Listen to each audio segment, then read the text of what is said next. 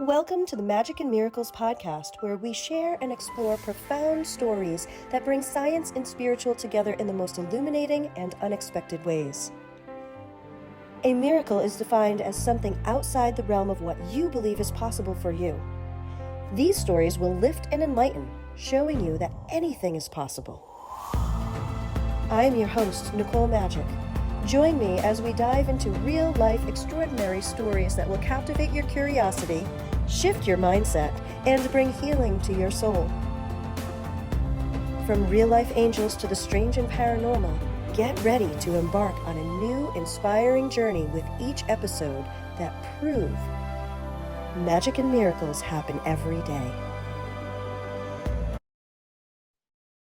Hello, everyone, and welcome to another episode. I have a special guest, super special guest all the time, because I go out and find the most spectacular people with amazing stories, because this is one that is so relatable and also needs to be heard by the masses. So are you ready? I hope you are, because I have with me today the lovely and beautiful Shelley Schaitel, who is the owner of Sparkling Survivor LLC, and she is a certified oncology nurse with a bachelor's degree. She has worked in 12 different oncology clinics across southern Wisconsin for almost 13 years. And I'm not going to get into too much about her business yet, because we want to hear her story first, and then we'll talk about that at the end. So this woman has been the most lovely person for me to connect with. She has a huge heart. She had this amazing story that I'm going to have her tell you right now, because there was an accidental itch that created this shocking discovery that changed not only her life, but her life mission. And I'm getting goosebumps just getting into this space with you right now, Shelley. So welcome to Magic and Miracles. And you really have the magic and a miraculous story to tell. So I'm just going to hand this over to you. Please tell us about this. First of all, I want to thank you for the opportunity to get to speak. This is meeting you and having that magical connection right away was no mistake as well. I don't believe in mistakes. I believe that we all cross paths with different people at different times, and I'm thankful to have this opportunity to speak with you and hopefully spread the word with what I plan to do. So we can start at the top with an accidental itch and say, I, again, don't believe in accidents. I do believe that that itch was there for me to discover a lump, which then led me to be diagnosed with breast cancer and find out that I carried a gene that caused me high risk for breast cancer. With that being said, that changes a lot of avenues and a lot of scientific where they tell you this is how they want you to handle this because you have a genetic component versus non. But in the grand scheme of things, science is only science, and I believe in science, but I also believe that my spirituality carried me through my journey in a lot of ways. So I do believe that I had the combination effect. And I think we oftentimes are missing that and don't get an opportunity to address those pieces when we're going through a cancer journey. Because when you were diagnosed with cancer, you are an oncology nurse. So can you tell us what was happening in your thoughts, in your feelings at that time that, you found the lump, first of all, and then it's confirmed that you have cancer? Mm-hmm. I tell you what, the first thing is for anybody is that absolute shock. We've created such a persona around the word cancer that our automatic thoughts, and a lot of people's thoughts are, oh, they hear cancer and they think, oh, I'm going to die. And I have watched it long enough, having been in the atmosphere for 13 years, and I thought, I don't really think that's the way that works. I think that has to do with the way that our mindsets are and the way that we perceive things and how we view something. Now, in life, there's one guarantee. Some people are going to live a long life and others are not. I mean, we don't know when that's going to happen, but I personally didn't want to let cancer fear me. And so it was uncomfortable because I had to now become the patient rather than somebody else. I'm the one guiding people. I had to switch gears and be the patient, which was a little difficult. But I personally think that the attitude that you can take is actually the key. And learning that early on is the best option. The minute you get the C word in your mind, you can start manifesting all sorts of bad things. And then you're going to go into your first treatment or your first surgery with, I'm going to die, or I'm going to, get sick, and I'm going to feel all these terrible things, because that's what we've seen in the movies. That's what we've seen in the media. That's what we've been taught. Instead of, wait a minute, this is my journey. How do I want this to look? And so switching gears was hard, but also I wanted to tell cancer who's boss. I love that, because it is your life and you get to create things. And really I love how that you mentioned that it's the mindset is such a huge factor. And yet we've been programmed into a lot of the negativity. So removing that can be a little bit challenging, right? It doesn't have to be hard and exhausting, but sometimes it just is, because that is part of our belief, is that it's going to be hard and exhausting. So looking at it from that perspective of really understanding that it is whatever it is that you believe is possible, right? And going from that state of shock, because I want to help guide our listeners out there with the things that you and I both know around beliefs and mindset and attitude. We were talking about attitude before we actually hopped on here live, like recorded. And when we look at these things, it's that possibility, right? Is recognizing that I can create a new possibility for myself. Correct. So was there anything that you did or that you help other people through to get them to amplify that feeling instead of the negative ones? I guess the initial thing is practicing the self-awareness of what is actually happening in your mind, and that doesn't have to be what it can be a fleeting thought. We all have that as human beings. We're going to have good and bad thoughts in our brains, but to decipher which ones you're going to actually listen to, that's the difference. Yeah, you can initially go, holy cows, I've got to do all this, and poor me, but I didn't figure that was going to get me very far. I didn't figure that was going to give me the story I wanted to write. So I just said, yeah, I'm going to get rid of that. And I take it and I throw it out the window, and just, I think that's what it is being aware of our minds and knowing that they're going to have goods and bads, and really listening to the ones you want to happen and going, yes, here I am, I'm in this situation, I've got to address it. Yeah, this could be the worst thing ever, but I don't really think that's the way I'm going to write this book. It's not how I want to roll, right? This book is going to be a whole lot of fun. And I truly, if anybody knows me, they know that there's a whole lot of fun attached to the things that I do. So I do that on a regular basis in my atmosphere when I work with clients. They do have fun. We have fun together. It doesn't have to be this terrible experience. Let's create a story we want to live. Let's create this book that somebody wants to read. And nobody wants to read something that sounds awful and grueling. And there's goods and bads in the adventure. But I don't know. I guess I just chose the pieces and tossed out the ones I didn't want to listen to. I love it. And having that fun, stimulating that laughter, and elevating your spiritual vibration up to the point where, you're changing your physical being through the energy. So you mentioned about having fun. And I have to tell the audience out there that when I met Shelley, the first time that I saw her, before we even spoke and said, hello, how are you? My name is, she was up on the dance floor at a women's conference that I was speaking at. And I looked at her and I was like, this girl is my people.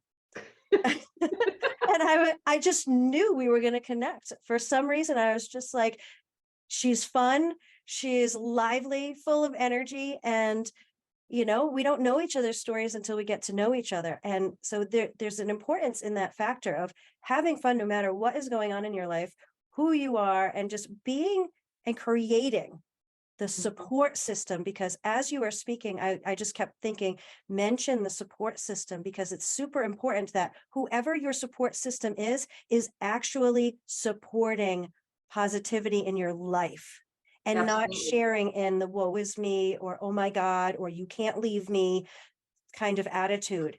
Yep. So how Yep. do you have anything to say towards that end of Yeah, things? I think that I find a nice balance. I believe in balance with everything. Now we're practicing that every day. I am not perfect at it. Nobody is, but being aware of our balance is very good. And so I will most definitely at points where I know somebody needs to hear, you know what, this sucks. This absolutely is a terrible situation, and I'm sorry you have to experience that. I will do that, but it's not going to last long. I'm going to acknowledge that for you because I want people to know and know that their feelings are valid and that we will acknowledge that feeling, but we want to change that to another experience. So we don't want to stay in that space for long. I think that that's natural. I think that's normal. I think that we all have different emotions throughout a roller coaster ride, such as cancer. And I think that we have to acknowledge it, experience it, and then get rid of it. um, Process and release. yes, Yes. yes, yes. Because if we hang on to it, boy, that is sometimes what we've been stuffing in our bodies to become ill, whether it's cancer or any other ailment. We in a lot of essences, our history that we have stuffed in our bodies, and it will exacerbate into whatever that happens to be. It could be cancer, it could be a lot of other ailments that people can get. So I think that that's all mind, body, spirit connected. Absolutely. Thank you for sharing that. All super valid because yes, your feelings are valid. There's nobody can argue with your feelings, no Correct. matter what you're feeling. And right, wrong, or indifferent, it doesn't matter how you're labeling them. Your feelings are your feelings, and they should be processed through the good, the bad, the ugly, the awesome, Yep. right? Because that's us acknowledging our humanness Yep. and the ability to feel. So it's okay. Mm-hmm. So tell Absolutely. me, and everybody out there, um, so you get diagnosed, and you mentioned, you were the one helping others be guided through, and now you had to be the patient and the challenges that were there. What were some of those challenges that you faced becoming now the patient, and then maybe needing to rely on other people to do certain things, or what did that look like? Well, the biggest thing that it's kind of ridiculous, but this is exactly what I thought about is I actually thought about how somebody else that doesn't know the medical stuff as I did, I thought about how that felt. And that's kind of crazy because I'm in the middle of my own cancer journey. And I'm like, wow, I really wonder how this would feel if I didn't know all the information I know. I already know this stuff. I've been doing it for 13 years, so I know how to guide myself. But how would anybody that doesn't know what these words mean or any of this? So that was my first thought is like, wow, I don't know how somebody that doesn't have the knowledge would navigate this. I guess the main key is even though I worked in the clinic and I worked with the oncologist and the team, I still faced the idea of I still wanted to get second opinions because I felt like, you can be referred to one surgeon because your insurance will cover that. And a huge challenge I was presented with was that surgeon, when I did some investigation, I wasn't confident with that suggestion and that referral. And to me, that's a huge challenge because in that space, people are putting trust in those doctors and they should. However, I really believe that we should be doing a little bit of research and doing a little bit of we should be interviewing them. They're doing a service for us.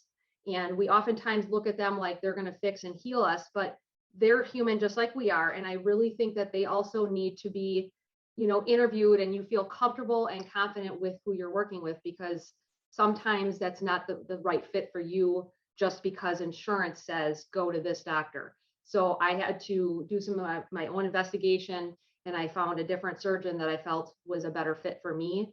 And so I think that was a big challenge because I'm already in the midst of all this stuff. So I had to stop, I had to breathe, and I had to think about which journey and how I wanted to do it rather than people are just acting on fear. Because when we act on fear, we aren't necessarily doing that logically. I think that we are just acting on what other people are telling us to do.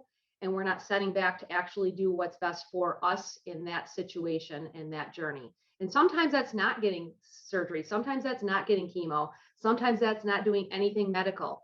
And I've seen some people do it and they thrive too. So there's different options, and we don't have to jump and make decisions. Stepping back, giving yourself a minute to breathe, and finding those resources and those support people that can help you make the decision that fits your life and where you are. It doesn't have to be a black or white situation. Mm, you brought up some really great things, and as far as getting those other opinions or connecting with that surgeon, what how can somebody go about that? So I'm someone who I have no idea. I just got this news, and then so I've got all this stuff flooding through my head because you might be able to have sorted through some things, knowing certain things and doing the job that you did. But let's say, I'm in complete shock. And what do I do next? And how would I go about that, especially if I'm feeling insecure or maybe unsupported, even? Mm-hmm. What do I do next? And what are the questions that I need to ask um, to be able to at least start going in that direction to make sure that this is the right answer or option for me? And yes, this might be the right surgeon for me as well. A big thing is a lot of times politically people might be uncomfortable asking certain questions to even the other staff, but I definitely wasn't afraid to look someone in the eye and say, if this was your family member, would you want them to go to the surgeon? And people aren't going to necessarily say yes or no, because of we're working as a team, and you're supposed to talk up to each individual, and most of them are good. Don't get me wrong. Don't have everybody fear that there's a bunch of crappy doctors out there. That's not true. But I think that just when I ask somebody, would you want them to work on you or your family member? And sometimes that initial, like, I just have a sense on, like, if somebody hesitates for a second and then they just give you the, yeah, they're great. Just reading people is important. And sometimes people aren't good at that. And that's where I come in. I feel like I have a very good sense on just even meeting somebody, even if it is a surgeon. So if some people might just be able to read others by asking questions, what's your infection rate look like? How many surgeries have you done with this specific surgery? How long have you worked at this facility, and have you worked at other facilities? Really interviewing them, maybe even get a little of their background of what school they went to. That's not a bad idea either. You can go on and on with different questions with surgery. That's just one area.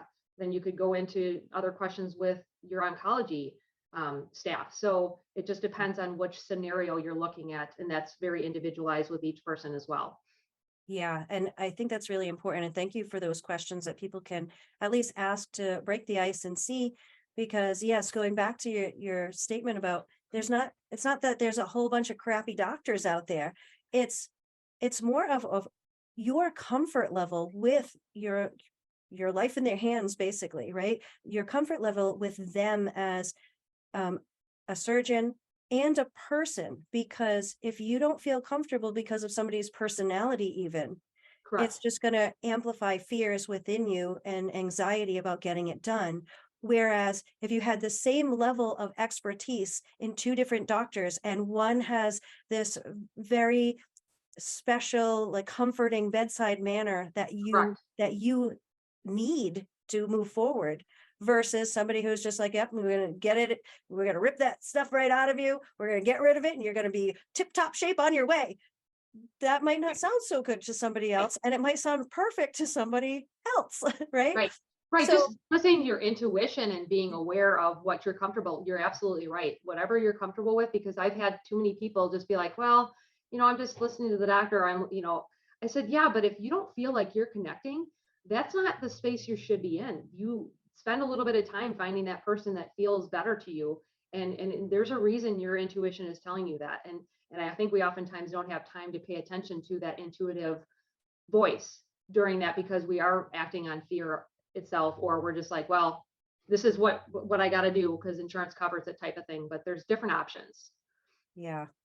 Thank you for that. So when it comes down to it, you know, the oncology nurse gets diagnosed with cancer. You go through your treatment and you're coming out the other side. Mhm. Tell us about coming out the other side and this new mission that you are on because of this spectacular journey. Really, Mhm. if you look back, this spectacular journey that you've been on and how you can look back and be in gratitude of coming out the other side of this journey to help others. Hmm. Yeah, absolutely. People might think I'm absolutely making this up, but I still to this day will thank cancer. I don't see that as a detriment. I mean, I wasn't a fan of it. I'm not going to lie about that, but I do think that there was an opportunity. And I look at my whole entire journey of nursing, and how it lined up and how what I've seen with cancer and then walking the path put me at a whole nother level of understanding. And I have seen more patients the ability of their anxiety to disappear in seconds just by knowing that their nurse or their supporter is medically minded and also has walked the path, and sometimes with a spiritual sense for some folks. All these pieces I think has just allowed me to lift anxiety in almost a magical sense. And it most people are just going to maybe think that's hokey pokey, but you know, you don't, not everybody wants to take pills for stuff. And I think that we've been ingrained to just take medicine for every single thing when there's gifts that are given to the people around us. And so that's one key thing that I feel like having the experience um, created this whole atmosphere of like, well, what does everybody else's book want to look like, and how could I help them create a wonderful experience rather than a negative one, regardless of the outcome. Because again, we don't have any promises to live till tomorrow. We have today.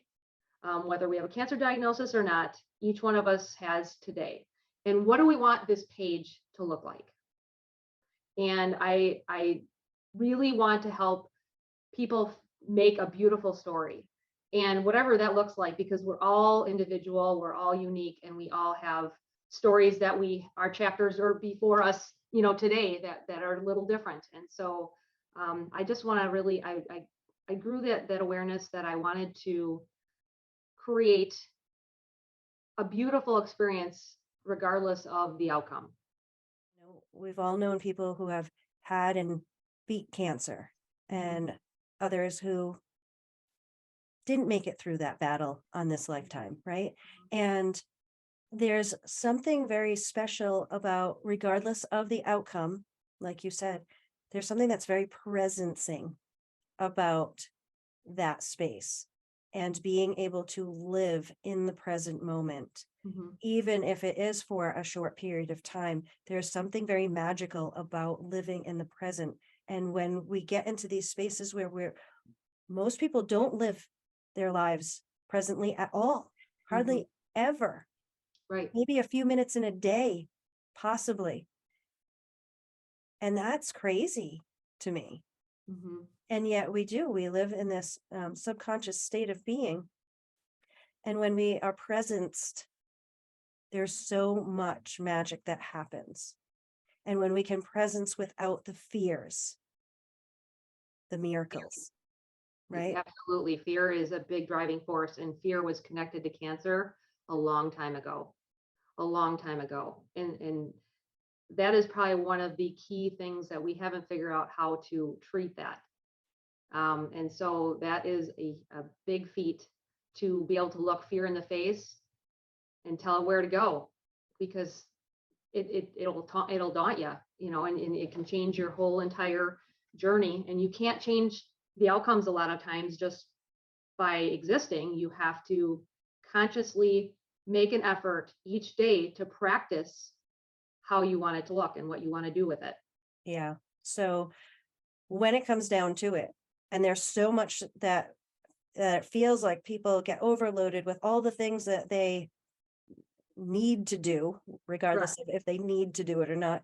The feeling that I need to do all this stuff, and yet I'm so tired and exhausted from, having to do all this work. It feels a lot like work. So your new business, Sparkling Survivor LLC. Now, you're helping people gather the information, connecting people, bringing science and spiritual together. And I love that because, when we get into the quantum realm where miracles actually happen, Mhm. that's like science meets spiritual space. And that this is one of the things that I love about you and your business is really marrying those up to help people and also creating this consulting space Mhm. that people can go to when you don't know what to do. So can you talk a little bit about the business and how you're helping people and then also how and where can people connect with you so that they can learn more? Because I know we're coming close to time here and people are going to want to connect. Sure. Highly recommend. Sure. So the great thing is there is a lot of layers to what I'm creating. Um, there's going to be an advocating, navigating, collaborating, educating piece with myself being able to relate with those individuals. That's one big piece.